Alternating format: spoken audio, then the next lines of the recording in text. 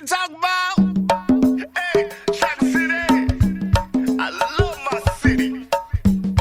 I love my city.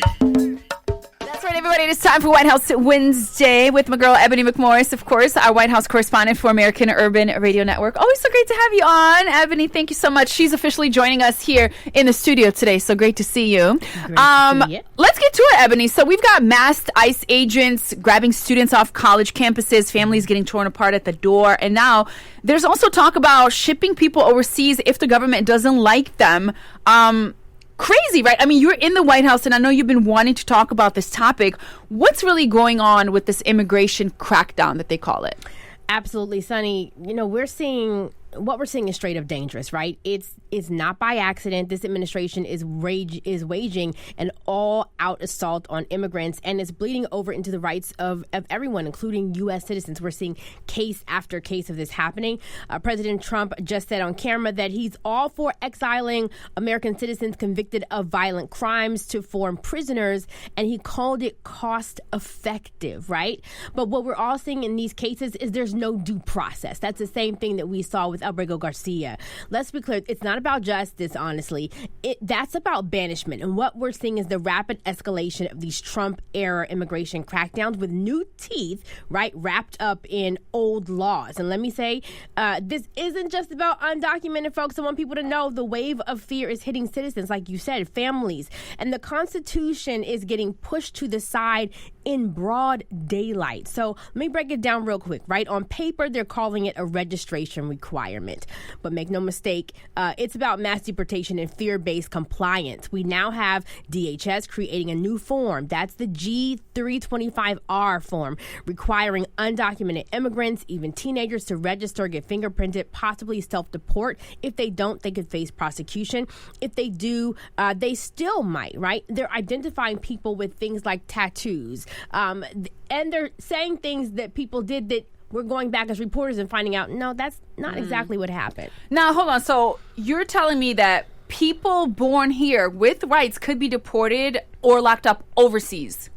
Right. That is what the president has said that he has wanted. He's talked to El Salvador about building more prisons. They're getting paid, I believe, like $7 million for this. And so the president says that he's waiting to see if the law will fit, right?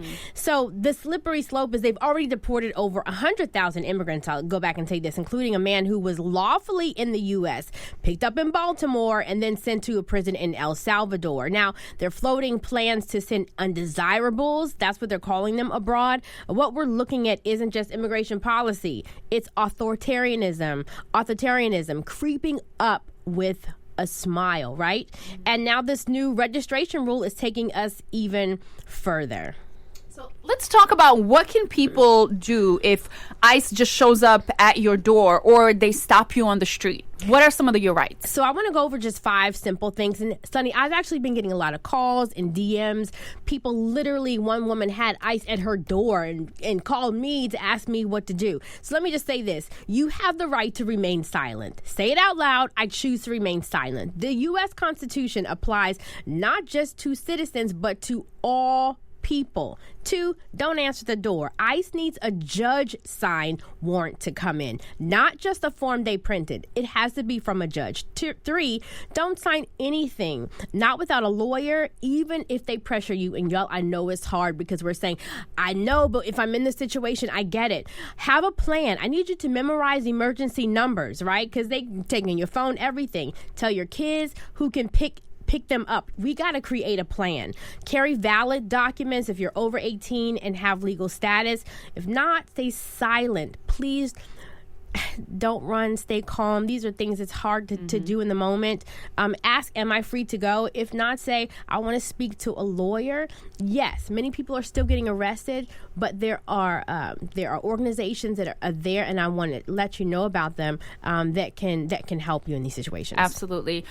This is why it's so important to have these segments. Ebony, tell the people where they can follow you, because you share a lot of information about all of this and some of the things that you're also working on, because this is information information I think that everybody should know, especially what we've seen, what happened here right in Baltimore. Absolutely. I do want people to know that the ACLU has put up an extensive list on their site on what to do and who to call, and also the National Immigration Center. Please visit those websites to get more information. You can follow me across social media at Ebony McMorris, or go to AURN.com for more of my stories.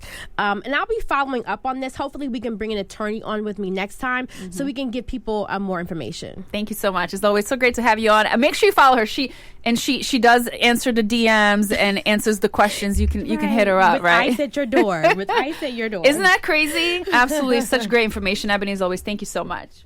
What to talk about? Hey,